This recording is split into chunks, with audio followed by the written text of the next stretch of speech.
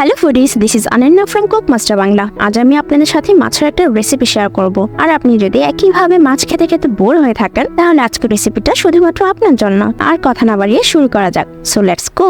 থাকছে পেঁয়াজ কুচি, garlic paste, ginger paste, cumin paste, onion paste, garam masala, green chilli, bay leaf.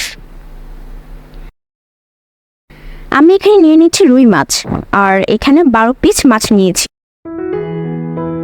So প্রথমে আমি মাছটাকে হলুদ আর লবণ দিয়ে মেরিনেট করে নেব।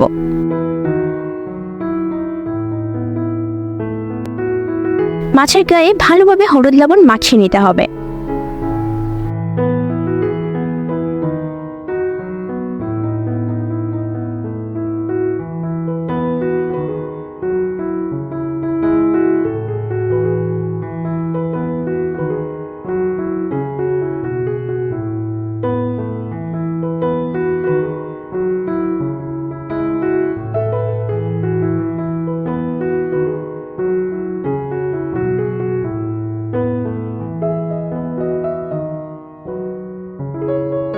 আমার মাখানো শেষ।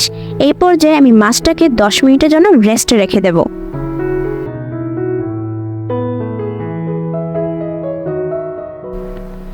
10 মিনিট পর আমি চুলায় প্যান বসিয়ে স্মল 1 কাপের মতো কুকিং অয়েল দিয়ে দিচ্ছি। অয়েল গরম হয়ে গেছে। আমি এই পর্যায়ে রেস্টে রাখা মাছগুলো ভেজে নেব।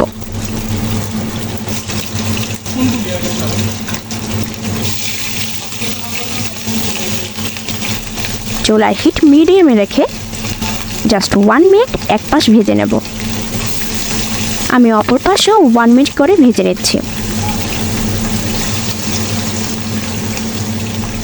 এই মাছের রেসিপিতে মাছ ভাজাটা কখনোই লাল করে ভাজতে যাবেন না। খুব অল্প সময় নিয়ে হালকাভাবে 2 সাইড ভেজে নিতে হবে।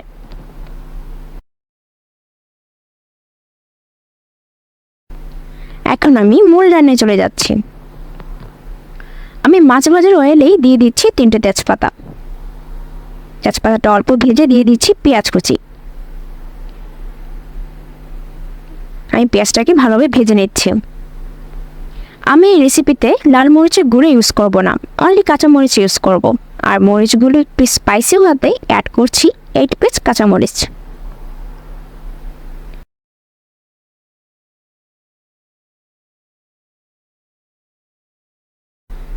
এরকম ভাজা হলেই মিন্স ব্রাউনিশ হওয়ার আগে আমরা এখানে দিয়ে দেব 1 চা চামচ রসুন বাটা, 1.5 চা চামচ আদা বাটা,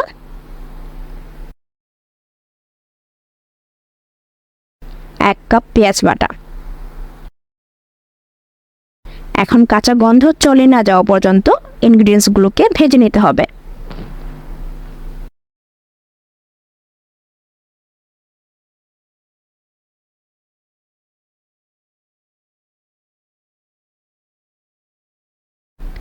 এখন দিয়ে দিচ্ছি 1 চা চামচ জিরা বাটা, সাথে দিয়ে দিচ্ছি 1 চা চামচ হলুদের গুঁড়া।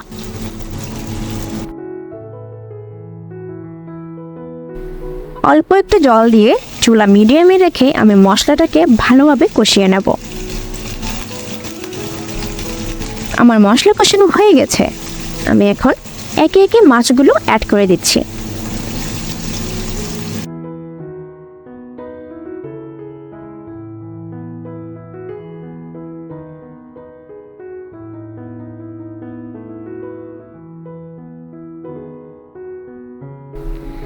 দিয়ে দিচ্ছি 3 কাপ পরিমাণ জল।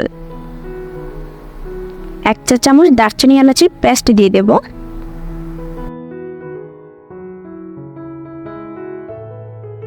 পেস্টটা ভালো করে মিশিয়ে একটু নেড়ে চেড়ে এখন মাছটাকে ঢেকে দিচ্ছি 15 মিনিটের জন্য।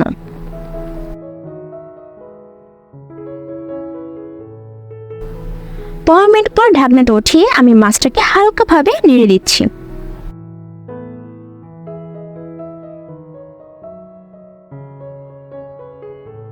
উফ, খুব জোস একটা ভালো স্মেল এসেছে।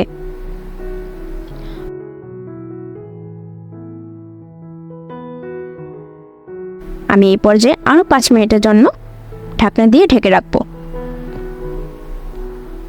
মাছগুলো নরম হতে এই পর্যায়ে একটু সাবধানে নাড়তে যাবেন, নয়তো মাছগুলো ভেঙে যাবে।